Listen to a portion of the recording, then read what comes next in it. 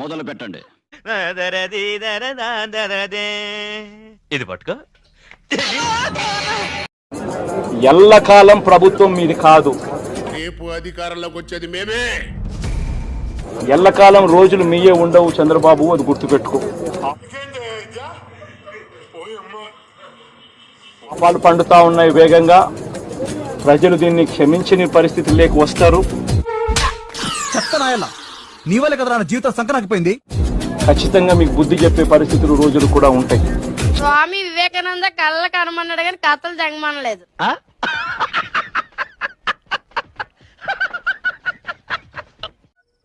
చెప్పు భగవంతనా. రోజు రాత్రి నీ బెల్లం కొట్టినాక ఓ డైలాగ్ కొడతావు, ఏందిరా అది? ఒకసారి చంద్రబాబును ఈసారి హెచ్చరిస్తున్నామని కూడా చెప్తా ఉన్నాం. ఈసారి కోరడం లేదు. విన్నావా?